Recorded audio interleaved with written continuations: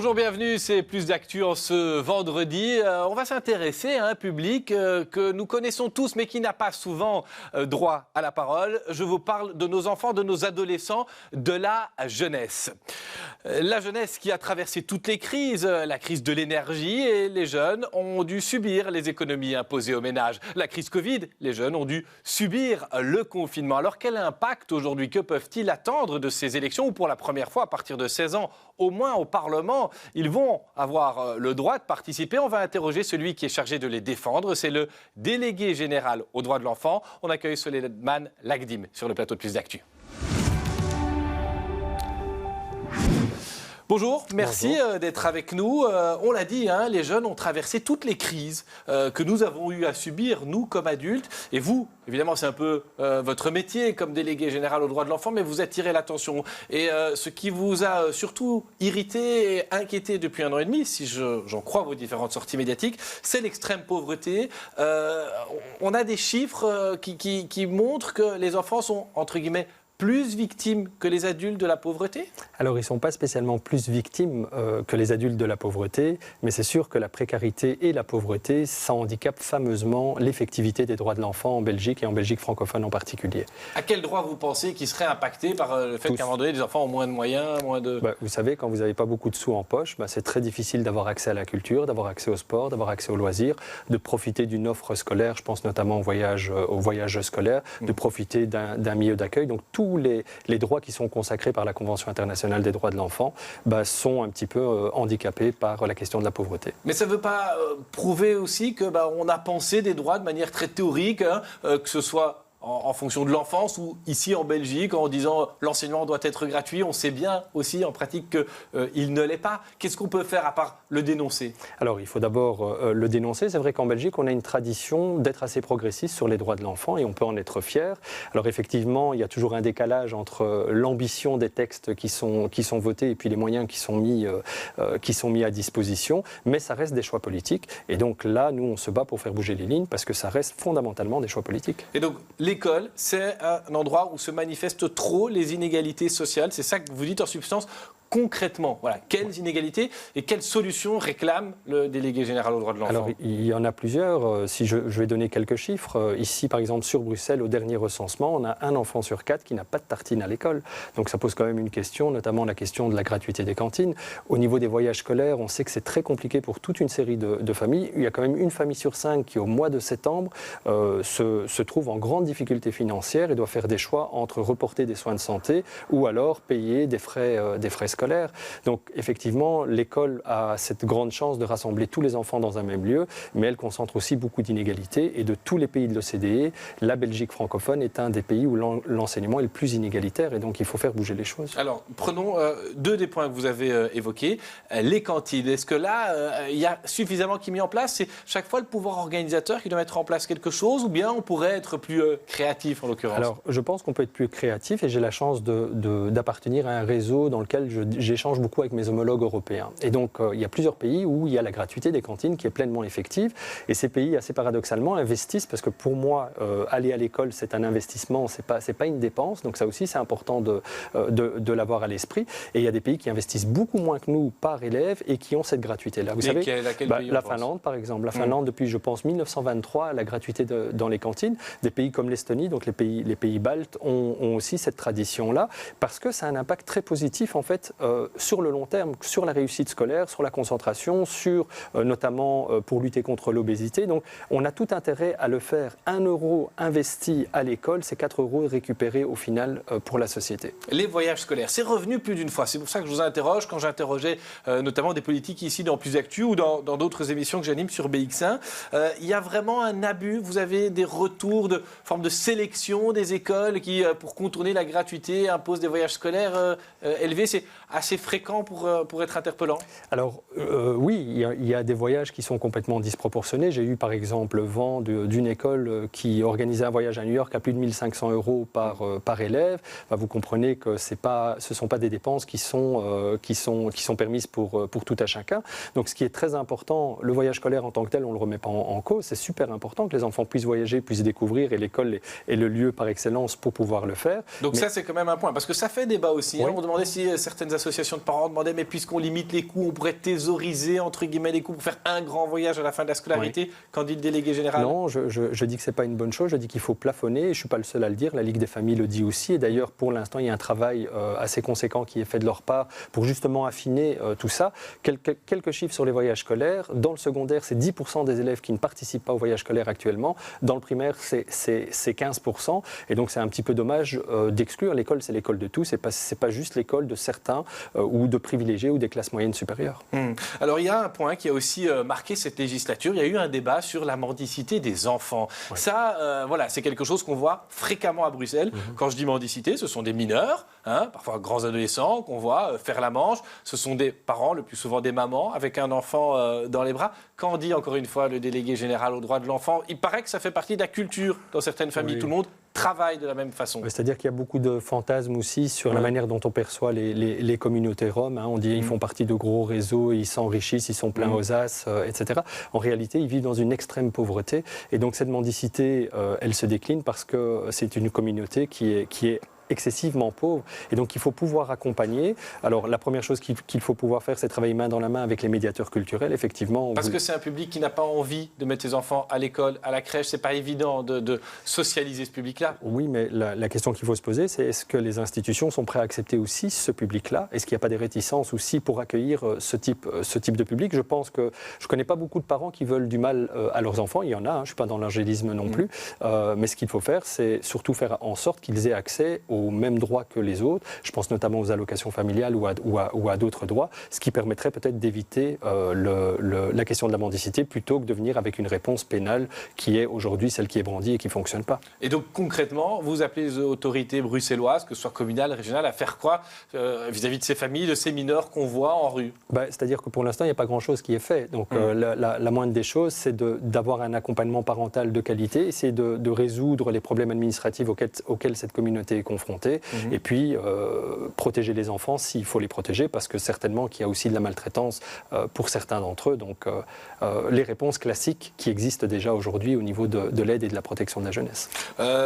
On a beaucoup parlé de la gare du Midi depuis quelques mois à Bruxelles. Vous, comme délégué général aux droits de l'enfant, vous vous êtes inquiété de tous ces mineurs non accompagnés. Alors, on a nettoyé la gare du Midi, pour faire simple. Ils sont où, tous ces mineurs? Ils venaient d'où et ils font quoi aujourd'hui? Ils sont aux abords de la gare et dans les gares. Ils sont toujours là. J'ai eu l'occasion, vous savez, moi je crois beaucoup en la question de la participation, donc j'ai eu l'occasion de rencontrer une trentaine d'entre eux qui étaient dans l'errance la plus totale. C'est des gamins qui viennent de où? Ils ont quel âge? On a des publics un peu de partout, mais il y a deux grandes tendances. La première tendance, c'est qu'on a de plus en plus de jeunes filles. Donc la question migratoire, c'est une question qui était très masculine. Il y a 15 ans, on était autour de 4-5% de jeunes filles. Aujourd'hui, on est autour de 20-22%, donc c'est énorme. Et puis, on a une tendance au rajeunissement. On a de plus en plus de jeunes de moins de 12 ans qui sont seuls sur notre territoire. Et donc, moi, quand j'ai été à la gare du Midi, j'en ai vu un de 9 ans qui était là en train de sniffer de la colle dans la plus grande indifférence, ce qui est quand même assez paradoxal. Et ils viennent de quel pays, ces jeunes? Que peut faire la Belgique? Parce que la réponse, elle ne viendra pas des autorités ni communales, ni régionales, peut-être même pas fédérales. Alors, c'est-à-dire qu'il faut distinguer trois choses. Donc, si on parle des enfants qui sont seuls sans leurs parents, parce qu'il y a des familles migrantes avec enfants aussi, donc il existe des réponses. Si on parle de ces enfants-là, il y a une grosse partie, la majorité de ces enfants sont pris en charge par l'Office des étrangers, par le service de tutelle et réussissent bien leur intégration, il faut aussi le dire. Et puis, il y a des enfants dont l'objectif n'est pas de rester en Belgique. L'objectif, ils sont de passage en Belgique parce qu'ils veulent aller en Angleterre et donc ils ne s'enregistrent pas. Ou alors, ils savent pertinemment bien que la protection internationale vont leur être refusée. C'est par exemple les enfants qui viennent du Maghreb, Maroc, Algérie, Tunisie, qui savent qu'il y a peu de chances que leur droit de séjour soit accepté. Et donc, ils ne font même pas la démarche et ils sont dans l'errance et malheureusement sont souvent victimes soit de l'exploitation sexuelle, soit de l'exploitation au travail, soit de réseaux de délinquance. Alors, est-ce que vous croyez qu'il y a une volonté de la part des autorités belges de ne pas accueillir tout le monde et que ça sache pour éviter quoi on avait évoqué la jungle de Calais, disait un secrétaire d'État, ou en tout cas une espèce d'afflux qu'on n'arriverait pas à gérer. Est-ce que voilà, c'est un mythe ça, ou bien vous soupçonnez cela dans le chef du gouvernement fédéral? Non, moi je n'ai pas de soupçon. La seule chose que je veux dire, c'est qu'effectivement il y a beaucoup de fantasmes, on parle beaucoup de grands remplacements. Je voudrais juste dire que dans la question migratoire, la plupart des pays qui accueillent des migrants sont des pays africains, subsahariens, ou des pays d'Afrique du Nord, ou des pays du Moyen-Orient, qui eux en accueillent plusieurs millions parfois. La deuxième chose, c'est qu'on a aussi un défi démographique en Europe. Aujourd'hui, on a une population qui qui est de plus en plus vieillissante et qu'il n'y a rien à faire. On a besoin de personnes qui viennent de l'étranger, mais il faut les accueillir dans de bonnes conditions. En fait, quand on parle de cette question, on parle d'abord de dignité humaine. Moi, je suis scandalisé en tant que délégué général aux droits de l'enfant. Je suis le délégué de tous les enfants sans aucune distinction, qu'ils aient des papiers ou pas. Moi, je suis indigné quand je vois des enfants qui sont dans la rue en train de sniffer de la colle ou qui se prostituent. Et quand on entend les récits, ça fait froid dans le dos. Et puis la deuxième chose... Et ça, c'est une réalité. On sait combien ça concerne d'enfants. Alors, c'est très difficile à chiffrer. C'est un public qui bouge, mais... Alors, ceux qui sont enregistrés, on peut donner un chiffre. On a environ 3500 MENA qui passent par le circuit légal. Et puis, il y a tous ces jeunes. Alors, c'est très difficile de les recenser parce qu'ils sont très fouillants et très mouvants. Mais ce que je veux dire, c'est que ce n'est pas un combat de gauche ou de droite. C'est un combat pour la dignité humaine. Et si on ne résout pas le problème, parce qu'ils sont sur l'espace public, eh ben, vous savez, ils sont en mode survie. Ils ont besoin de survivre. Ils commettent parfois des faits infractionnels. Et il y a un problème alors pour la sécurité publique. Donc, on doit absolument apporter une réponse qui soit une réponse intelligente. Alors, Souleymane Lagdim, il y a un principe dans Plus Actu, le public peut poser des questions. C'est Aline Walsdorf qui les relaie. Et je pense que certaines concernent le bien-être mental de nos jeunes. On l'a dit, enfants ou adolescents, Aline. Carlos demande quelles mesures concrètes l'on peut prendre pour améliorer la santé mentale des jeunes. Selon lui, les problèmes psychologiques des adolescents s'aggravent depuis le Covid. Et puis à propos de santé mentale, cette autre question, peut-on mieux former les professeurs à détecter les cas de harcèlement et de déprime chez les adolescents? Ma fille est passée par là, mais personne n'a rien vu pendant des mois. Alors, Souleymane Lagdim, une demande de propositions concrètes en matière, et puis une proposition aussi, former des gens. Mais répondez peut-être à la première question, et puis on verra ce que vous pensez de la deuxième, la proposition. Oui, donc la question de la santé mentale, elle s'est vraiment dégradée depuis le Covid? Alors, non seulement elle s'est dégradée depuis le Covid, mais en fait, elle s'est dégradée depuis 15-20 ans. Donc, la tendance n'a fait que se dégrader depuis 15-20 ans. Il y a eu un coup d'accélérateur avec le Covid. Alors, si on regarde tous les indicateurs, les décompensations, le stress, l'angoisse, les idées noires, suicidaires, enfin, notre jeunesse va pas bien. J'étais en train de lire dernièrement un bouquin de Carl Gustav Jung, chacun ses lectures, mais enfin, dans lequel il prédisait une épidémie de santé mentale. Honnêtement, je pense qu'on n'en est pas loin. Mais on n'a pas rattrapé des choses depuis le Covid. Aujourd'hui, les jeunes peuvent de nouveau sortir. Non. Ils sont encore traumatisés aujourd'hui? Ils sont traumatisés. Vous savez qu'en un an, il y a une augmentation de 60% des antidépresseurs chez les 12-18 ans. Donc la situation, elle n'est pas bonne du tout. Et il faut absolument agir. Alors, c'est quoi les réponses qu'il faut apporter? Quand on parle de santé mentale, on parle de mal-être. Le pendant du mal-être, c'est le bien-être. Donc c'est d'abord des politiques sociales ambitieuses et préventives dans toutes les sphères de la vie publique, sur l'espace public, dans les écoles. Donc mettre un maximum de bien-être pour agir sur les causes et pas sur les effets. Et puis la deuxième chose, c'est augmenter toutes les réponses ambulatoires de crise, d'urgence, mais aussi les services de première ligne. Je pense notamment aux services de santé mentale. Alors il y avait une demande, est-ce qu'on pourrait former, sous-entendu, sont-ils véritablement formés suffisamment le corps enseignant et tous les gens qui fréquentent nos jeunes, nos enfants au jour le jour? Alors, il y a toute une série de partenaires de l'école, je pense notamment au centre PMS, qui ont la formation adéquate pour pouvoir, en tout cas... On avait un message, je pense, d'une maman qui disait « Ma fille est passée par là et personne n'a rien vu ». Oui, ben voilà, il y aura toujours malheureusement des situations qui passent, mais c'est un secteur qui est abîmé et qui nécessite d'être renforcé, et les centres PMS notamment. C'est renforcé par l'addiction, ou en tout cas la présence permanente des écrans, des réseaux sociaux. Qu'en dit le délégué général aux droits de l'enfant? Est-ce qu'il y a un âge auquel on peut, ou en tout cas jusqu'auquel on doit préserver nos enfants des smartphones, des réseaux sociaux? Alors, sur la question de la santé mentale, il n'y a pas un lien direct par rapport aux écrans. Il y a un lien avec la pauvreté, il y a un lien aussi sur la question du genre. Alors, si on vient sur le harcèlement, par exemple, sur les réseaux. Oui, voilà, tout à fait. Donc, sur l'environnement numérique, en fait, c'est un environnement dans lequel il y a plein de bonnes choses, il regorge de possibilités, on peut s'informer, on peut se sensibiliser, on peut avoir une vie sociale, c'est même une plaine de jeux virtuels, notamment pour, je pense aux gamers qui... Donc tout n'est pas à jeter dans les réseaux sociaux? Tout n'est pas à jeter. Moi-même, d'ailleurs, avec mon institution, je développe une stratégie numérique pour toucher les enfants, on a une chaîne YouTube, etc. Mais il y a aussi effectivement tout un pendant qui est négatif. Vous avez parlé du harcèlement qui s'amplifie, qui peut avoir des conséquences dramatiques. Je rappelle aussi que beaucoup d'enfants sont exposés à des caractères pornographiques de plus en plus jeunes. On dit que l'âge moyen, c'est 10-11 ans. Qui peut ou même doit intervenir pour protéger nos enfants de ce harcèlement, de ces contenus pornographiques ou violents? Est-ce que c'est la famille qui doit gérer ou bien on peut imaginer autre chose? Alors, moi, je pense que c'est une éducation aux médias, et je vais même aller plus loin, je pense que c'est une éducation tout court qui va bien au-delà de ça, parce que souvent on questionne le rapport que les enfants ont aux écrans, mais il faut aussi questionner le rapport que les adultes ont aux écrans et la manière dont ils interagissent avec leur enfant vis-à-vis de ça. Donc, je réponds quand même à la question que vous m'avez posée précédemment sur l'âge. Le monde académique, qu'est-ce qu'il dit? Il dit qu'en dessous de 3 ans, c'est formellement déconseillé. Entre 3 et 6 ans, ça peut être utilisé de manière ponctuelle, mais de manière vraiment accompagnée. Puis entre 6 et 12 ans, là, on conseille de mettre un temps d'écran qui soit quand même assez limité dans le temps pour pas qu'il y ait une vraie addiction. C'est encore différent un écran sur lequel on regarde la télé dans le salon avec les parents, du smartphone. Et là, c'est plus difficile, ou de la tablette. Oui, vous avez raison. Et là, c'est quel âge, quelle consigne, quelle balise? Alors, ce qui est surtout important aujourd'hui, comme je parlais d'éducation aux médias, je sais qu'il y a toute une série d'outils, notamment par le Conseil supérieur de l'éducation aux médias, qui peuvent être mis en place, mais je le disais tout à l'heure, c'est un effort collégial et les adultes ont une grande responsabilité en la matière. On poursuit avec les questions du public et il y en a une qui concerne une autre thématique qu'on a souvent abordée sur BX1 ces dernières années, Aline.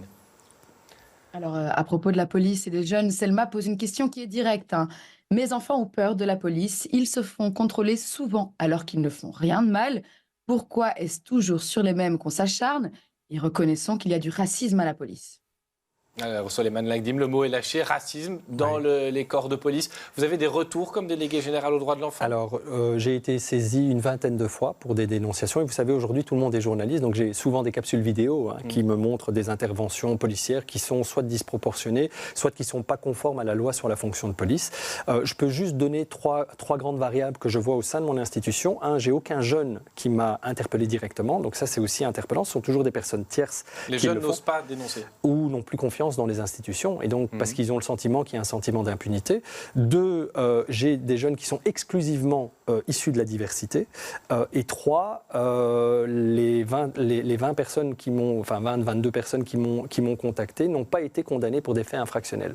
Et donc effectivement, il y a un souci, c'est pas moi qui le dis, le comité P, qui est la police des polices, c'est un peu plus que ça, mais on peut la résumer comme ça, fait des rapports, et dans les rapports, on voit que le taux de poursuite pour des policiers qui ont dysfonctionné est très faible. Donc les policiers font un métier difficile, ils ont le monopole de la violence légitime, et donc ils ont une très grosse responsabilité en tant que fonctionnaires. La plupart d'entre eux font du super boulot, mais il y a effectivement des dérives et des dérives. Et donc concrètement, on peut faire quoi de plus que ce qui se fait? Il faut sensibiliser les policiers, il faut sanctionner plus, il faut qu'à un moment donné, on crée un poste de surveillance, entre guillemets. Alors il y a plusieurs choses, et il faut d'abord agir sur les causes structurelles de la police. Aujourd'hui, la plupart des policiers sont en sous-effectif, ont une surcharge administrative très conséquente, manque de formation. C'est ça qui les rend violents avec les jeunes? Pas spécialement, mais le manque de formation, ils doivent gérer des situations stressantes. Donc tout ça, c'est la première chose. Et puis la deuxième chose, c'est avoir une police de proximité qui soit bienveillante. Vous savez, les jeunes des quartiers, ils ne sont pas contre la police, ils demandent juste du respect et être traités correctement.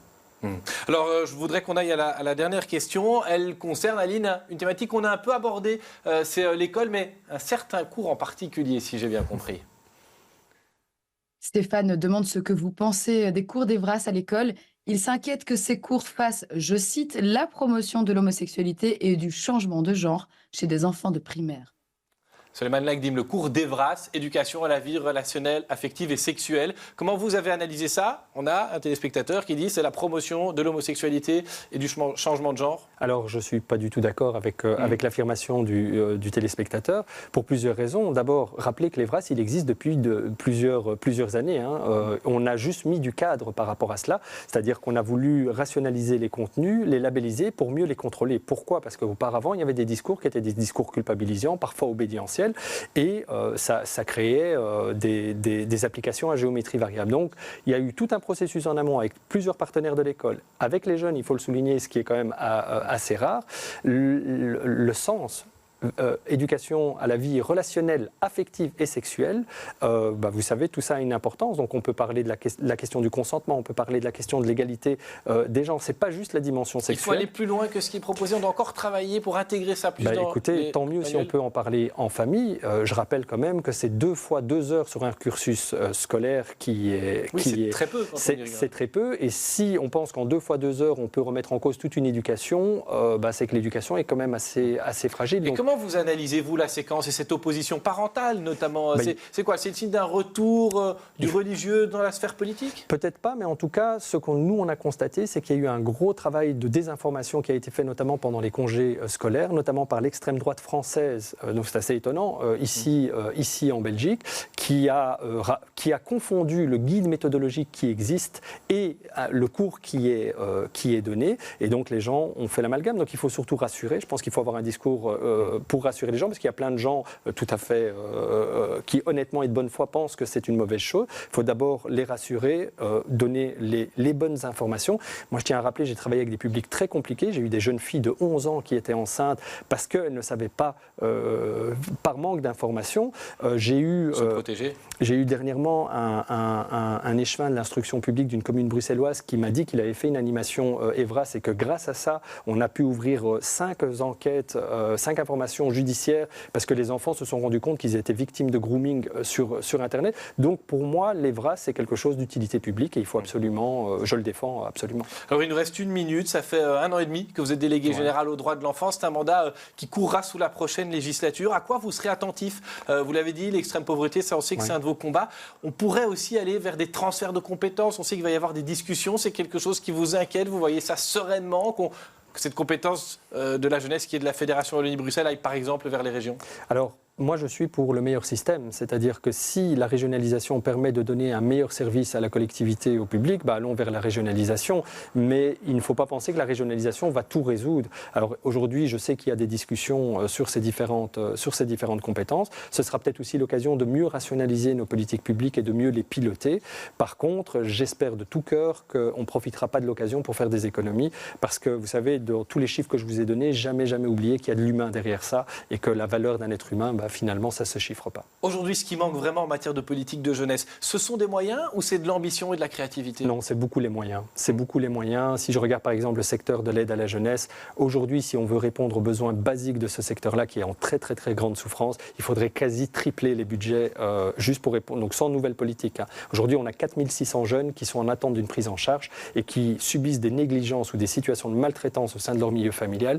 Aujourd'hui, on place des enfants en hôpitaux pour raisons non médicales parce qu'il n'y a pas de place en institution. Donc la situation est juste indigne et il faut absolument changer les choses. Merci Souleymane Lagdim d'être venu répondre à toutes ces questions et celles que vous avez posées. Le journal ce soir à 18h vous est présenté par Camille Tanguine. Et puis ne manquez pas les experts qui s'intéresseront à ces petites listes, celles qui espèrent bien et pourquoi pas décrocher l'un ou l'autre siège au Parlement face aux mastodontes des partis traditionnels. Belle fin de semaine sur BX1.